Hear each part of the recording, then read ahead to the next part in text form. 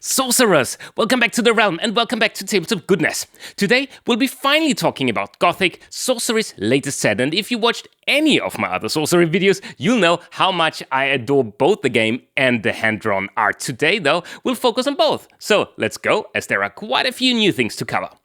First things first, Gothic is a massive set, clocking in at 440 cards, a proper amount for a game that plans to have one set released per year. The theme is very undead, evil and demony, reminding me of the, good old Magic days before all those slightly hilarious crossovers and world beyonds, but I digress. We get 36 boosters per display with 15 cards each, featuring 11 ordinary, 3 exceptional and 1 elite or unique rarity card. Oh, and curious are back, but we don't talk about curious because they surely don't exist. In terms of gameplay, Gothic introduces us to the collection. It's basically a 10-card sideboard in constructed, but in draft or sealed formats. Your collection is your actual collection of cards that you bring along. This cool new mechanic that the team at EC came up with is full of flavor, as it's designed to work in a way that does not need generic tokens.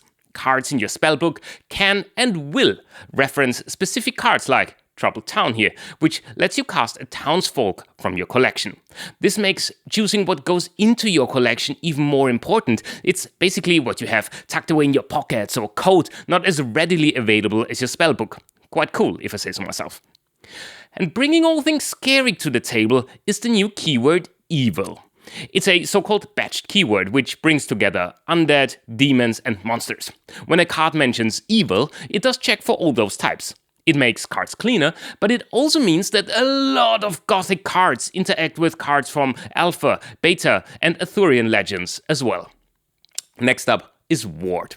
It's another keyword that means that a site or unit is warded against getting damage, being destroyed or targeted by a spell or special ability from your opponent. Once a ward activates, it basically fizzles, leaving the site or unit unwarded, and almost unnecessary to say, but everything considered evil can't be warded. The sheer existence of wards can create really interesting things, like the Blessed Well, a warded site.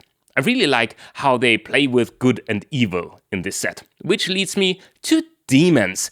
Demons are now even more of a thing than they were before. Some of them are disabled at first, like this shackled demon here, and need to be released by a spellcaster whispering sweet nothings in its ear and tapping it. Basically finishing the incantation. Very flavorful again. Lots of demons deal damage on Genesis, either to your avatar or to other units, representing the unholy pact that you have to make in order to summon them.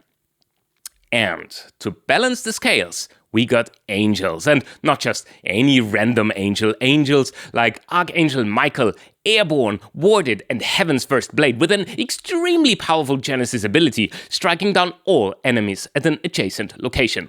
So, let's still quickly touch on constructed. Deck size has changed from 50 to 60 cards, since the card pool allows for that now, plus the already mentioned collection.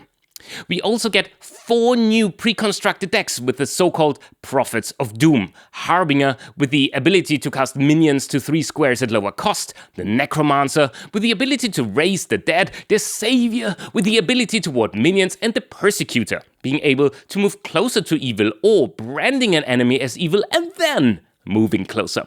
As you can see, we got light and dark, holy and evil, 2 sides of the same coin in one neat package. And if the outstanding art did not convince you yet, I hope the new gameplay elements did. Okay, I think I talked about Sorcery enough now. I need to get a few rounds in as well. So, see you again next time on Tabletop Goodness.